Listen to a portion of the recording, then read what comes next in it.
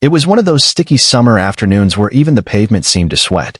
In a tiny, dusty repair shop at the edge of town, 27-year-old Daniel Hayes wiped the grease from his hands and watched as the sun dipped behind the hills. His stomach rumbled, but lunch would have to wait again. Business was slow, money slower.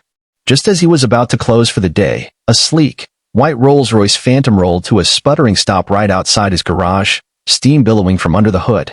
It was a sight so out of place it could have been a UFO landing in his backyard. Out of the car stepped a man in an expensive tuxedo, barking into his phone, and a woman, the bride, in a flowing, jeweled gown that sparkled even in the fading light. She looked worried, glancing at the old clock on the garage wall. Time was running out. My God, could this day get any worse? The man snapped. Get it fixed now. We have a wedding to get to. A luxury wedding. Daniel approached quietly, wiping his hands on his worn-out jeans. I can take a look, he offered, his voice calm. The groom to be scoffed. You? In this dump? Forget it. But the bride stepped closer, desperation in her eyes. Please. We're already late. Daniel nodded and set to work without another word.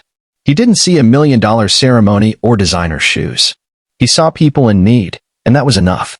Under the hood, the problem was clear, a busted radiator hose. Nothing fancy, but it needed a quick fix. Daniel scrounged around his shop, cobbling together parts from old junkers. His fingers worked fast and steady, every move a dance between speed and precision. 30 minutes later, the engine purred back to life. The groom didn't say thanks. He tossed a crumpled $20 bill at Daniel's feet and barked, "Let's go," to the bride. He climbed into the Rolls, revving the engine impatiently. But the bride didn't move. Instead, she stood there, staring at Daniel, at his hands, at his kind eyes, at the gentle way he had worked without complaint. At the stark contrast between the man she was supposed to marry and the man who had just saved her day. In that instant, everything crystallized. Without a word, she picked up the $20 bill from the ground, smoothed it out, and pressed it into Daniel's hand with a smile.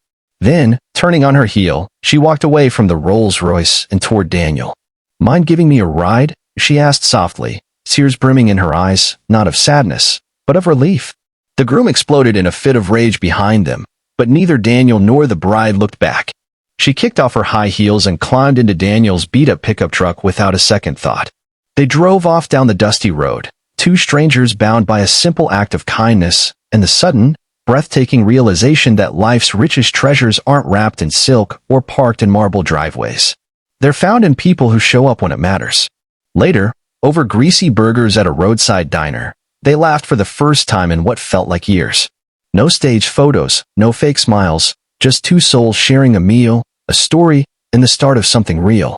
Because sometimes, the road you're meant to travel begins the moment your old life breaks down, and kindness is the map that leads you home.